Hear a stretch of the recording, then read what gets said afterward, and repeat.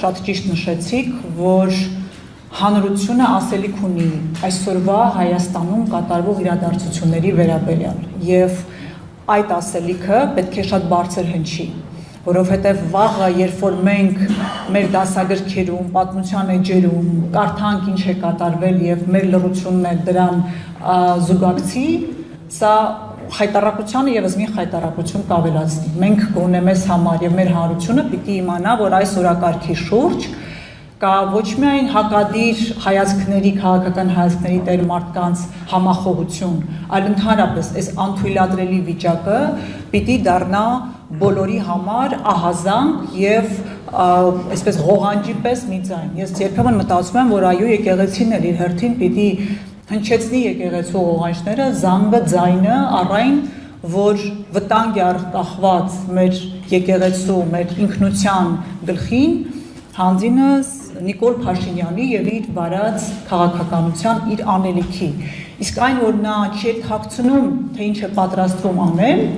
դա այսպես բոլորիս համար ակնհայտ է եւ գուշակություններ անգամ տեղ չի թողնում, իսկ կանի չի անի։ Եվ եթե մեկին թվում է, թե նա հետ կկանգնի այս քայլերից, որը պատրաստում է նախաձեռնում է, սխալվում է։ Ուրեմն չեմ պատկերացնում, թե ինչի հետ գործում է։ Եվ նա ինչ է անում այսօր, գտնում է ինչ-որ օղակներ, իսկ ամենտեղ կան, չգիտեմ, թույլ օղակներ կամ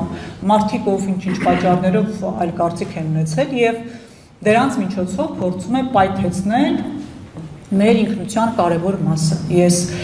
ամենևին ինձ ամենաեկեղեցական մարդը չեմ համարում եւ հարգում եմ բոլորի հայացքներն ու ամեն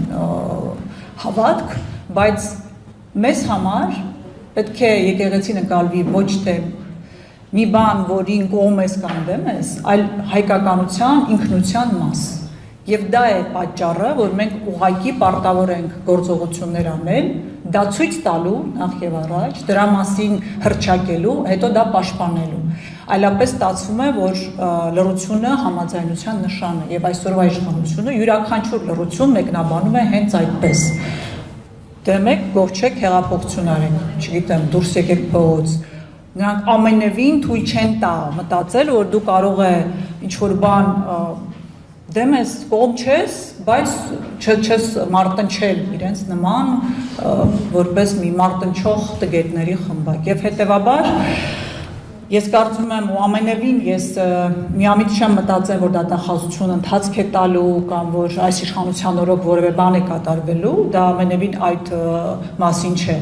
բայց մեր գործն է սա անել, այդ փաստաթուղթը ներկայացնել, համոզված լինելով, որ այդ իշխանափոխությունը վաղ թե ուշ տեղի է ունենալու, ինչ միջոցով այլ հարթակի այլ հարց է քննարկելու, բայց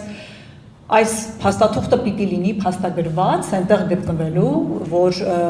այլ պարագայում ընթացք տրվի պատշաճ եւ բոլոր մեղավորները, ով այս ամենի մասնակից են,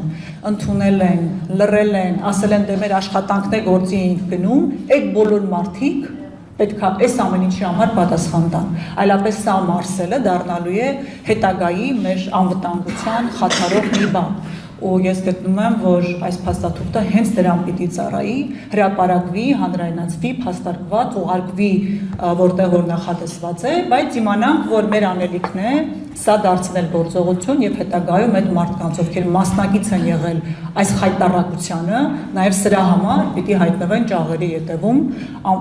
խաթարելով մեր ժողովրդի անվտանգությունը, սահմանադրական կարգը տապալելով մեր երկրում եւ պիտի իմանան, որ որևէ մեկը չի ներվելու եւ որևէ նմանատիպ հանցագործություն չի մոռացվելու եւ իրենք պատիժ են կրելու։ Շնորհակալ եմ եւ հուսով եմ, որ այո միասին համատեղ եկեղեցու